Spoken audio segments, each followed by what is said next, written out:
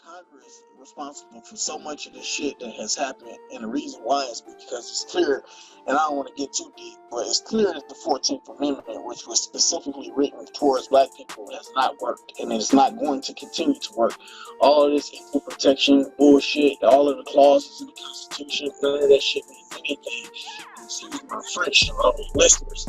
I think that we need to be separate but equal, and separate in a sense, meaning that we need to be classified as a, basically like, how can I put it? Because I don't want to offend anybody in terms of like a protected class of citizens. Protected class of citizens, basically. You took the words right out of my mouth. I don't know. I don't necessarily agree with that, because I feel as though that makes us a target to different things, and I feel like let me a target. Hold on, let me finish my point. I feel as if the equal protection, the judicial system, all of that has not been friendly to us, period. So if you're not getting justice one way, at least incentivize and say, hey, if anybody kill these people, death penalty. If you kill each other, death penalty. So it hence incentivizes us who have shed a lot of blood. And America's not even 500 years old, and we've already been shedding so much blood in this soil, in this ground, that we're embedded. So at least what Congress in the United States can do is make us a protected group of people and say, hey, given their history, their nature of being in this country, and how, systematically they've been outcast, we have to protect them. And make them a protected people. Now, it relates to us being like a target. To me, that's kind of like, my opinion, that's kind of like we already are. So but at least I get what you're saying, but like personally, I just don't. I don't know. I don't necessarily agree that we need to. Like, for example, you have mentioned like they should. If you kill your own, or you kill somebody that's black, then you like first of all, like, there's already studies that like capital punishment, that doesn't deter crime, so I just feel like if anything, that would be an increase of people trying to use. But I'll tell you what, it'll have people think. I would rather people think twice than us setting this precedent that it's okay to kill somebody who's jogging up a fucking neighborhood. I would rather a person let it publicly be known, like, hey, if you kill this person who's he's in a protected class, then this will be the consequence. And it might not deter crime, but like I said, I would rather a person have the opportunity to think twice than just think that it's okay to, this is a black guy, like Trayvon Martin, where you once again drop the ball on that one. That's what I'm saying But what I want to say about that is that this is like, for example, we have examples of that throughout history and current modern times. I mean, technically the Native Americans are a protected class. Technically, let me finish what I'm saying. Okay. Technically, the Aboriginals in Australia are a protected class of citizens, but you see how they fared under that.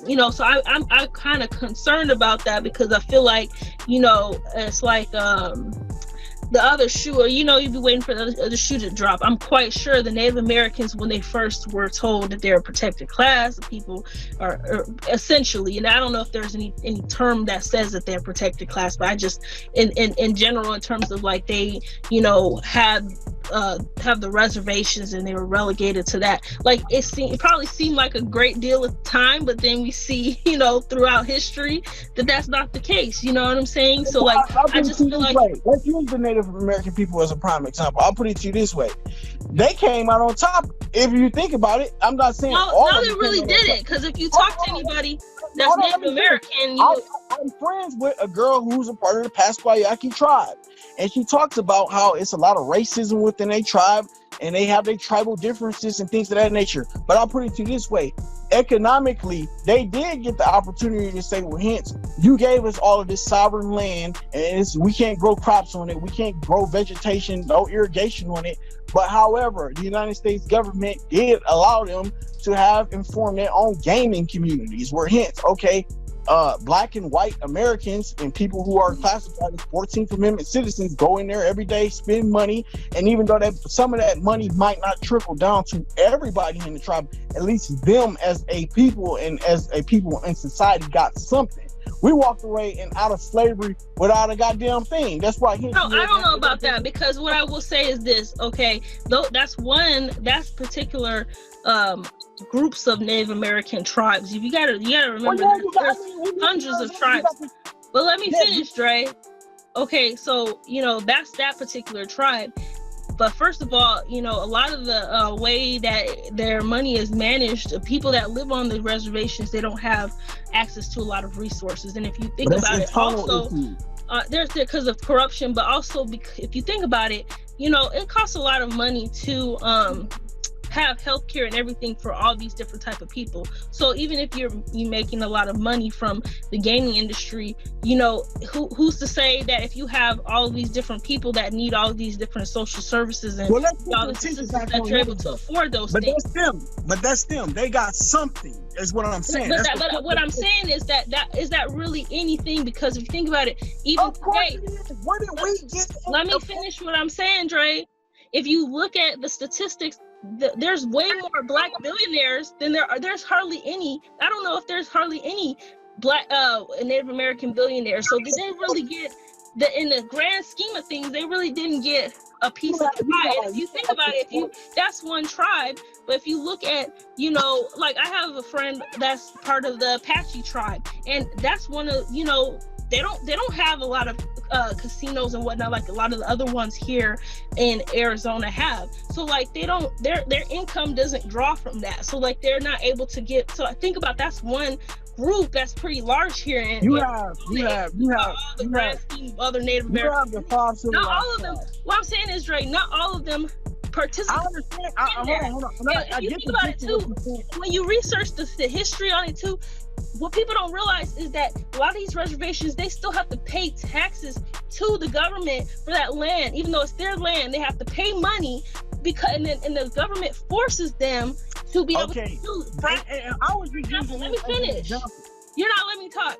They don't let them, like, for example, the government wants to use that land for anything, such as fracking, such as power lines. They don't have a say in that a lot of the time. That's why they had that whole controversy where people were going up to the northern part of the country and protesting and whatnot because they were doing all this construction and whatnot up there, and they didn't have a say in it, and they don't get to. Now, if the government was real, they would allow Native Americans to make money off of the fact that they're utilizing their land for fracking and things that actually are detriment to the land there.